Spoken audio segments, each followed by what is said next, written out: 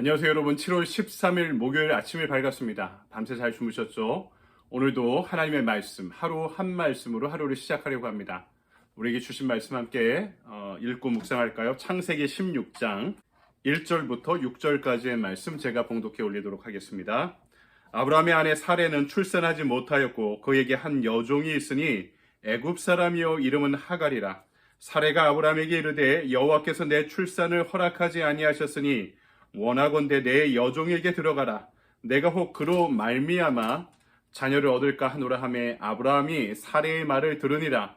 아브라함의 아내 사레가 그 여종 애굽 사람 하갈을 데려다가 그 남편 아브라함에게 첩으로 준 때는 아브라함이 가나안 땅에 거주한 지 10년 후였더라.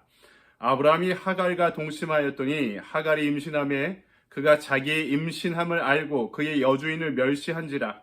사레가 아브라함에게 이르되 내가 받는 모욕은 당신이 받아야 옳도다. 내가 나의 여종을 당신의 품에 두었거늘 그가 자기의 임신함을 알고 나를 멸시하니 당신과 나 사이에 여호와께서 판단하시기를 원하노라. 아브라함이 사라에게 이르되 당신의 여종은 당신의 수중에 있으니 당신의 눈에 좋을 대로 그에게 행하라 하매 사레가 하갈을 학대하였더니 하갈이 사레 앞에서 도망하였더라. 아멘. 주님의 말씀입니다. 주님께 감사드립니다. 오늘 우리에게 주신 말씀 가지고 이 시간에는 하나님의 약속이 지연될 때라는 제목으로 하나님의 말씀을 증거하도록 하겠습니다. 2008년 11월에 있었던 기사를 제가 스크랩해 놓은 곳이 있는데요. 미국에서 60세가 넘는 아주머니가, 그때는 이제 할머니라고 불렀죠. 새 쌍둥이 아이를 출산해서 화제가 됐습니다. 그런데 여기에는 어떤 가슴 아픈 사연이 있었는데요. 이 아주머니의 딸이, 이 할머니의 딸이 자궁에 문제가 있어서 임신을 못하는 상황이었죠. 그러니까 이 할머니가, 어머니가 대리모를 자청해서 사위의 정자로 이제 대신 임신을 한 거죠. 그래서 새 쌍둥이 손녀를 낳게 된 것입니다. 당시에는 잔잔한 감동을 주는 미담 사례로 이렇게 소개되기도 했었는데요.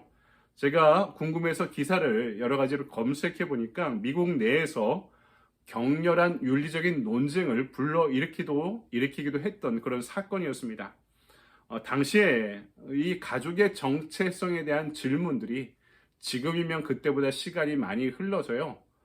이런 논쟁이 그때보다는 덜 일어날 것 같다는 생각을 해봅니다. 근데 당시의 윤리적인 논쟁과 내용 주제들은 가정의 정체성에 대한 부분들이었습니다. 가령 아내 입장에서 그 아이가 내 자신인가 아니면 자매인가, 아이들이 나중에 태어나면 이 엄마는 친엄마인가 아니면 큰언니인가, 그리고 자신을 낳아준 분은 엄마인가 할머니인가. 이 당시에는 2008년이었으니까 이것이 가족의 정체성에 대한 문제를 불러일으키고 격렬한 논쟁도 미국 사회에서 있었던 것으로 기억하고 있습니다. 여하간 이 일이 있고 나서 이 가족들이 모든 문제를 가족 간의 사랑으로 극복할 수 있게 되었기를 바랄 뿐입니다. 오늘 우리가 읽은 말씀도 대리모 이야기입니다. 어제 15장을 통해서요, 하나님께서 아브라함에게 나타나셔서 자손을 줄 것이다 하는 약속을 다시 한번 확인해 주시죠. 그래서 여기에 대한 순종의 표시로 우리가 읽지 않았지만 15장 후반부를 보면 아브라함이 하나님께 번제의 제사를 드리기까지 합니다. 그런데 이제 바로 16장 오늘 말씀이 된 것이죠. 시점이 그렇게 오래 걸리지 않은 시점이었습니다. 다시 아브라함과 사레 부부의 믿음이 흔들리기 시작한 것입니다. 그래서 그들이 인간적인 방법을 선택하죠. 바로 대리모였습니다. 이 결과 아브라함의 가족사의 형제와 형제가 싸우는, 그리고 인류의 역사에서 민족과 민족이 피를 흘리는 비극의 씨앗이 바로 이 사건을 통해 잉태되고 만 것입니다. 이렇게 지연된 약속을 기다리지 못한 결과가 얼마만큼 커다란 재앙을 이 가정에 불러일으켰는가를 오늘 말씀이 우리에게 전하고 있는 것이죠. 첫 번째, 약속을 기다리지 못할 때 사람들은 서두르는데요. 이 조급함이 큰 실수를 가져오기도 한다는 점을 이야기하는 거죠. 물론 이들이 조급할 수밖에 없었던 이유가 1절에 드러나죠. 아브라함의 아내 사레는 출산하지 못하였고, 하나님이 아브라함과 사레 사이에 몇 번이나 걸쳐서 지금 그 출산을 약속하셨습니다. 근데 아직까지 그 현실엔 변화가 없었던 거죠. 아브라함은 더 늙어가고 있고, 심지어 아내 사레는 아이를 낳을 수 없는 나이에 할머니가 되어가고 있었습니다. 사레의 입장에서는 더 답답한 거죠. 부족의 안주인입니다. 자신의 위치가 흔들릴 수밖에 없는 그런 사회였습니다. 족장은 당연히 후손을 남겨야 됩니다. 안주인은 자신은 애를 낳지 못한 것이 당시 고대 사회 부족에게는 부족의 위기를 낳은 것이고 개인적으로는 대단히 수치스러운 상황이었던 것이죠. 마침내 조급해진 사례가 대책을 세우는데 이집트에 내려갔을 때 바로로부터 선물로 받은 노예 한 여인을 대령으로 삼아 자신의 씨로 삼고자 했던 것입니다. 이 방법은요, 당시 애를 낳지 못하던 여인들이 선택하던 방식이기도 했습니다. 몸종 하갈은 아브라함과 동침한 지 얼마 안 돼 임신을 하죠. 하지만 이 성공이 비극의 씨앗이 되고 맙니다. 배부른 몸종 하갈이 배부를 수 없는 여주인 사례를 열등한 존재로 여기면서 깔보기 시작한 것입니다. 여러분, 성경을 보면 사례가 변하기 시작한 것도 이때부터였습니다. 온유한 안주인 사례는요, 분노하고 투기하는 여인으로 비춰지고 있습니다. 에집트의 기근을 피해 도망갔을 때 바로왕의 침상에서 성놀이개가 될 뻔했던 한때는 피해자였던 사례가 지금은 가해자로 억압하는 자로 나서고 있는 것입니다. 하나님의 약속의 시간을 견디지 못한 여인이 조급한 또 서두른 인간의 시간을 선택하며 비극의 씨앗을 품기 시작한 것입니다. 2차 세계대전 때 일본에서 있었던 일입니다. 일본의 산간 농촌에서 야채 농사를 짓고 도시에 내달 팔던 부자, 아버지와 아들이 있었습니다. 어느 날 하루가 꼬박 걸리는 도시 장터를 향해서 이 야채를 팔러 떠나야 하는데 그냥 새벽부터 해가 뜨기 전에 출발해야지 그냥 점심 직전에 도착할 수 있는 거리였습니다. 근데 아버지가 늦장을 부려서 해가 뜨고 나서야 그날따라 출발하게 된 것입니다. 소달구지를 끌고 아들은 어떻게든 이 늦춰진 시간을 회복하고자 안달복달을 했는데 아버지는 가다가 갑자기 큰아버지 댁에 들리자고 합니다. 큰 집에 들렸다 길을 떠난 이 아버지는 또 길을 가다가 경치를 구경하고요. 그러니까 아들의 마음이 더욱 조급해지는 것이죠. 속이 타들어가는 아들과 달리 아버지는 냇가를 만나면 발을 씻고 발을 담그고 손을 담그고 얼굴을 씻고 쉬다 갑니다.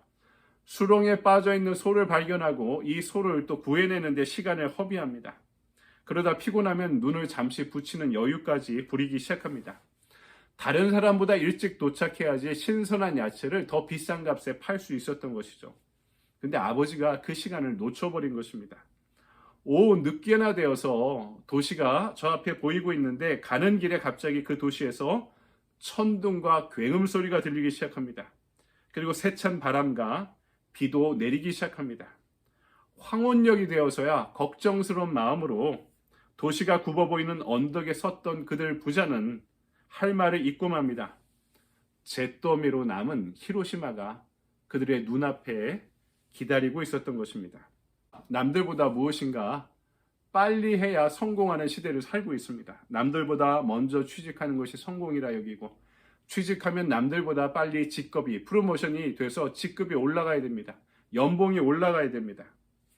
그리고 남들보다 빨리 내 집을 사야 되고 남들보다 더 빨리 더 좋은 차를 사야 상대적으로 성공한 것이라 이렇게 인정받습니다. 그러다 보니까 그런 문화 가운데서 경쟁 사회에서 치열하게 살아가다 보니까 신앙생활도 그렇게 합니다. 그래서 하나님의 기도응답을 받지 못하면 신앙적으로 내가 실패한 것은 아닌가 하며 견디지 못하고 있는 것이죠.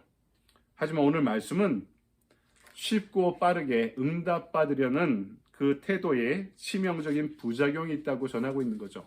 결론적으로 오늘 말씀은 하나님의 약속이 지연될 때, 기도의 응답이 지연될 때 하나님의 음성에 집중해야 되는 그 당위성을 가르쳐주고 있습니다. 우리는 기도 응답이 지연되면 답답하니까 자꾸 조급한 선택을 하게 됩니다. 여러분, 기도 응답은 즉각적으로 오지 않을 수 있습니다. 나의 시간표와 하나님의 시간표가 다를 수 있기 때문이죠. 이스라엘은요, 가나안에 들어가기 위해서 출애굽한 이후에 40년을 기다려야 됐습니다. 예수님도 십자가 구원을 위해서 30년을 기다리시고 3년간의 공생애를 보내야 하셨습니다. 하나님의 시간표는 우리의 시간표, 내가 짜낸, 또가 내가 계획하고 내가 욕망하는 나의 시간표와 다를 때가 있다는 점을 인정해야 됩니다. 그런 우리를 향해서 영적 거인의 발자취를 남겼던 다윗이 고백하는 시편의 노래를 들어봐야 됩니다. 그의 고백이 오늘 우리의 고백이 되기를 소망합니다. 나의 영혼이 잠잠히 하나님만 바라며 나의 구원이 그에게서 나오는도다. 오직 그만이 나의 반석이시오 나의 구원이시오니 나의 요새이시니 내가 크게 흔들리지 아니하리로다. 나의 영혼아 잠잠히 하나님만 바라라. 물은 나의 소망이 그로부터 나오는도다. 조급할수록 기도의 응답이 지연될수록 그 자리를 사수하고 기다리십시오. 그리고 하나님의 음성에 귀를 기울이며 잠잠히 하나님을 바라볼 수 있는 우리 인내의 시간들이 되기를 소망합니다. 아멘. 오늘 적용의 질문을 함께 볼까요? 하나님의 약속이 지연되었을 때 나의 조급한 선택으로 어려움을 경험했던 적은 없었나요? 오늘 말씀 가운데 내가 듣고 따라야 할 하나님의 말씀은 무엇인가요? 이럴 때가 우리한테 다 경험하고 있죠. 나의 시간과 하나님의 시간표가 다른 것을 기다리지 못해 조급한 선택을 하면서 큰 실패, 큰 실수를 했던 경험은 있지 않으십니까? 저도 있습니다. 그래서 지나고 나서야 후회하게 되고요. 지나고 나서야 하나님의 시간표가 이렇게 됐다 하는 것은 지나고 나서야 알게 됩니다. 반면에 그 시간을 인내함으로 인해서 더 큰 열매를 얻었던 경험도 있습니다. 오늘 말씀 가운데 내가 듣고 따라야 할 하나님의 말씀은 무엇인가요? 항상 선택에 직면할 때마다 제가 선택하는 기준은 세 가지입니다. 뜻인가, 능인가, 때인가. 이것이 하나님의 뜻인가, 능인가, 능력이 나한테 있는가, 나는 준비되어 있는가, 때인가, 바로 하나님의 때인가. 뜻인가, 능인가, 때인가. 이것이 논리적인 순서이면서 저한테는 우선순위의 순서이기도 합니다. 하나님이 나는 지금 준비가 안 돼 있어. 나는 지금 나의 때가 아니야 라고 생각했는데도 그 일로 나를 초대하실 때가 있었음을 경험합니다. 그러면서 나중에 알게 되죠. 내가 그 일에 참여하면서 이렇게도 준비되어 갈 수 있구나. 내가 준비해서 하나님의 일을 하는 게 아니라 결국 그분의 일을 그분께서 하시고 나의 미약한 도움을, 조력을 하나님께서 요구하고 계시는구나. 그래서 오늘 이 적용의 말씀 가운데 저희 액션 플랜은요, 멈춰 기도하며 기다리기입니다. 뭔가 풀리지 않을 때, 뭔가 내 뜻대로 되지 않을 때 하나님의 시간에 나의 시간을, 하나님의 뜻에 나의 뜻을, 하나님의 능력에 나의 능력을 조율해 나가는 시간이, 과정이 필요할 것 같습니다. 그래서 멈춰 기다리며 기도하는 과정이 더 필요한 오늘 하루인 것 같습니다. 여러분도 여러분의 시간표가 멈춰져 있을 때, 여러분의 앞길이 멈춰져 있을 때마다 멈춰 기도하며 기다릴 수 있는 그런 하루가 되길 소망합니다. 좋은 하루 보내십시오. 감사합니다.